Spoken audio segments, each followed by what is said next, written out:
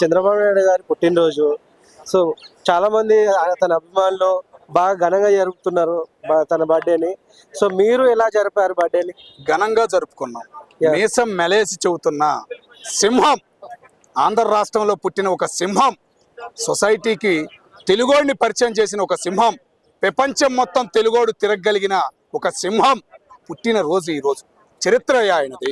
1950లో పుట్టాడు, 77లో రాజకీయ ప్రవేశం చేశాడు, 78లో ఎమ్మెల్యేగా గెలిచాడు, 83లో ఎన్టీ రామారావు పార్టీగా పెట్టినప్పుడు కూడా రివర్స్లో ఉన్న 85లో అన్నగారి పార్టీలోకి అడుగు పెట్టాడు. 95 నుంచి 2004 వరకు ప్రపంచానికి హైదరాబాదుని పరిచయం చేశాడు. హైదరాబాద్కి ఐటీ ఉద్యోగం వచ్చేలాగా చేశాడు. ఐటీ కంపెనీలు తెచ్చాడు. ₹1,00,000 ఐటీ చదివిన వాడికి ₹1,00,000 జీతం ఇచ్చిన ఘనత అయినది. చరిత్ర చెప్పుకునిద్ది. ముందు 3 తరాలు కాదు 4 తరాలు చెప్పుకునే చరిత్ర ఎవరిదంటే నారా చంద్రబాబు నాయుడు గారిది అని గర్వంగా ఈరోజు నేను ఒక తెలుగోడిగా చెబుతున్నాను. గుర్తించాడు. ఆంధ్ర రాష్ట్రం విడిపోయిన ఒక తెల్ల కాగితం ఇచ్చి సోనియమ్మని ఒప్పించి తెలంగాణ తమ్ముడికి న్యాయం చేశాడు. అన్నకి ఒక గౌరవాన్ని ఇచ్చాడు. అదే దెబ్బతిన్న 2014, 2016 నలిగిపోయిన 16లో అమరావతిని గుర్తించాడు. అమ్మ లాంటి అమరావతి రాష్ట్రానికి కావాలని గుర్తించాడు.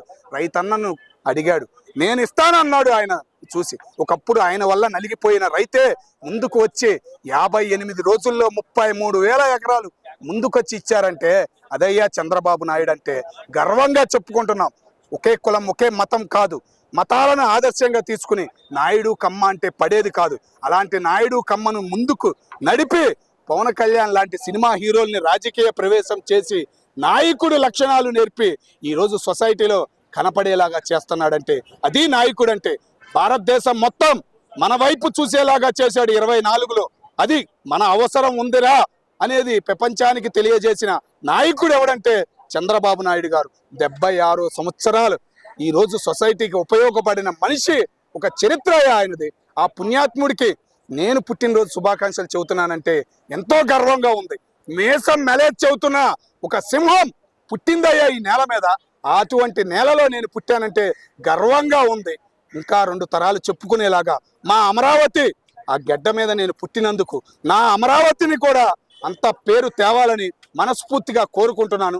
తెస్తాడనే నమ్మకం నాకు ఉంది. ప్రతి ఒక్కడికి ఉండేలాగా చేసిన నారా చంద్రబాబు నాయుడు గారు, ఆంధ్రప్రదేశ్ రాష్ట్ర ముఖ్యమంత్రి నారా చంద్రబాబు నాయుడు గారని గర్వంగా కాలరెగరేసి చెబుతున్నాను ఈరోజు.